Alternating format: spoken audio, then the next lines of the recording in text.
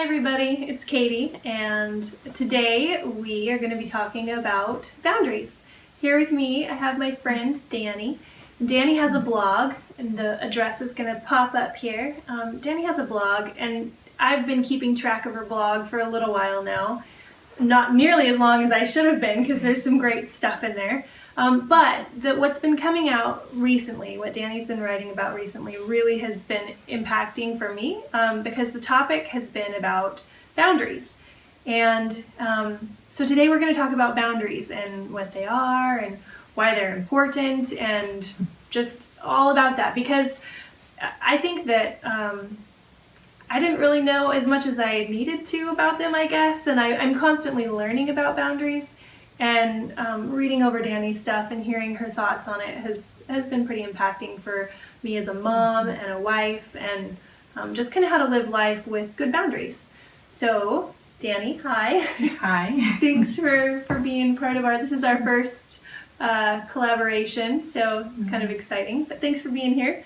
I guess first I wanted to start off with sort of just a general question, and that is, what are boundaries? And how do they work in relationships? Mm-hmm. I think the simplest way to define boundaries is a property line. So boundaries are a property line over ourselves. They define who we are and, where we begin and where another person ends. Mm-hmm. So if you think of like physically a house and a yard, it would be your fence around the yard. And when you think about your life, it's everything that is in your responsibility. Mm-hmm. So you have your thoughts, your actions, your body, your mind, everything that's in your control, under your authority. And so boundaries help to define what those things are in our authority under that realm. Okay. So what would be a good example of a boundary in a relationship? Any kind of relationship, friendship, marriage, whatever.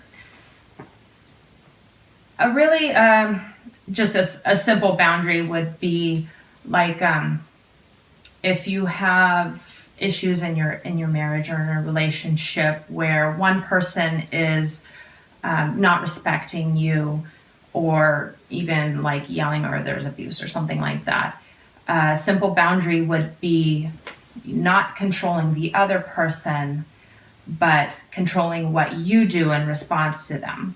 So it's like, okay, you have the freedom to yell at me, but when you do, I also have the freedom to walk away. I don't have to stay in this conversation and allow you to treat me that way. I can leave, or if I'm on the phone, like if you talk to me that way, I will hang up. So it's taking control of what's in your power. You're not telling someone, well, you can't treat me that way. Mm-hmm. It's saying, when you do that, this is what I'm going to do. This is what is in my power to do. My authority. Right? Yeah. So this is my boundary. My boundary line says, I don't want to be treated that way. I can't control you, but I can control me, and me is going to check out. I'm going to say goodbye and I'll talk to you later. So that type of thing, right? Yes. Okay. Yeah. Good. All right. So I think that in a way you actually just answered my next question, and that would be, why would I want them, and why are they important? But I think that you mostly answered it, but maybe another example would be helpful of an important boundary, and why would we want to have them? Maybe a different thing, like with your husband or with a friend. Mm-hmm. It doesn't always have to be like a volatile relationship or someone who's like disrespecting us outright, but even with inside a good marriage or with a good friendship, like my best friend, I still have to have boundaries with her. Sure. I love her. She's amazing. She respects my boundaries, but I still need boundaries. So an example of that would be, I don't have to pick up the phone every time she calls me. I might be in the middle of homeschooling my kids, or a date with my husband or something like that, where, I'm just that's not what's most important. So I'm not going to answer the phone at certain times, or I have to just let her know this is when I can talk, and things like that. And because she's amazing and she respects my boundaries, it doesn't create any kind of rift between us. I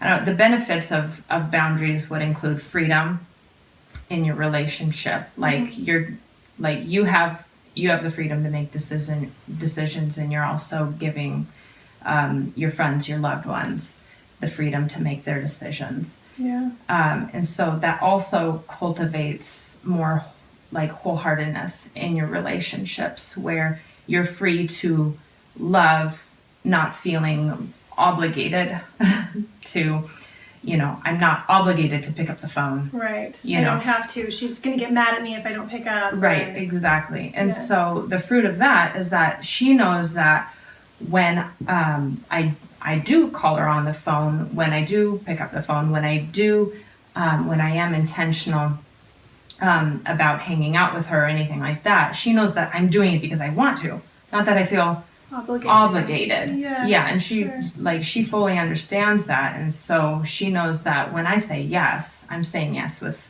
my whole heart. Yeah. So it definitely cultivates more love and freedom inside the relationship. And boundaries also just give us a sense of control over our lives, which may seem like contrary to what Christians would want, like, oh, we're not supposed to control our lives, right. We give that control to God. But self-control is a fruit of the Spirit. Yeah. And it's important to know that when we set boundaries, we're not taking control back from God. We're taking control back from the people that have taken it from us, or that we've just given over. To, right, exactly, because we don't know any better. Exactly. And that was the story of my life before I understood boundaries. I thought, as a good Christian, I'm just supposed to say yes all the time. And just if somebody wants something, I have to give it to them. If somebody wants to come over, I have to open the door for them. Like, it doesn't matter what I'm doing.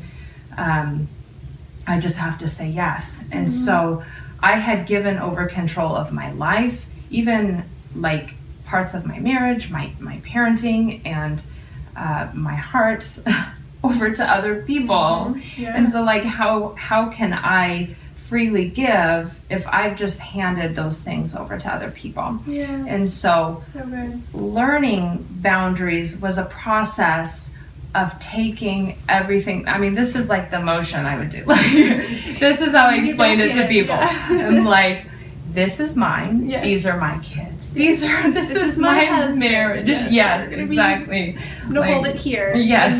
Behind my fence. Right. Yeah, right. These are my things, and not in a selfish way, but and like I need to take this seriously, because this is something these are things that God has given me authority over, and I cannot take that lightly. Yeah. I cannot let other people take control over what is rightfully mine, because God has given me authority over these things. And so it was this just long process of learning what is mine, what is under my authority, like my body, my relationships, my home, things that I just let people trample over for so long. And another thing that did for me is it got rid of a lot of my resentment.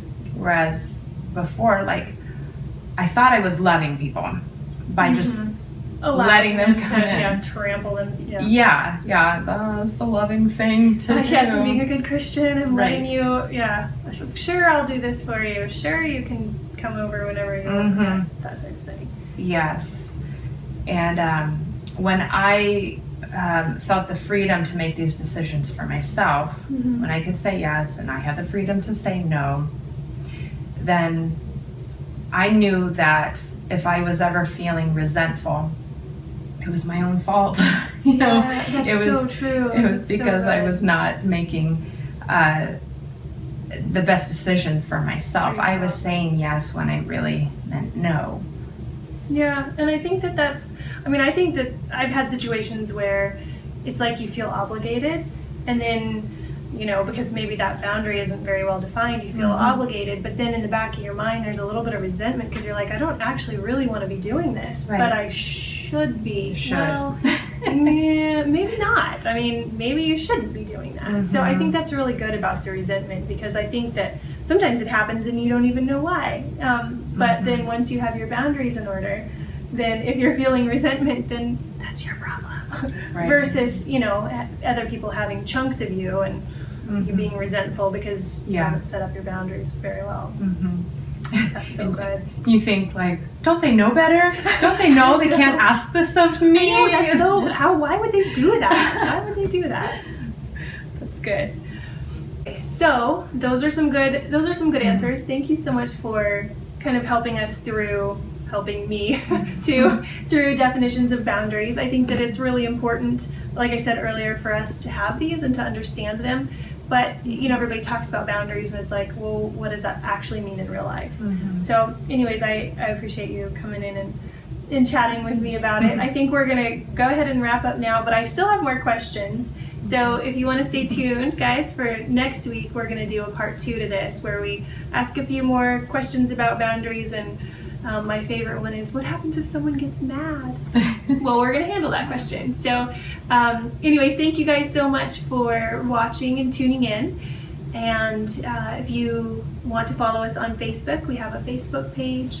You could also join us on our YouTube channel and be a subscriber. We've got over 30 videos of stuff regarding moms and babies, and now my newest favorite thing about boundaries and how to be a whole person and not have little chunks of me given out to everybody else.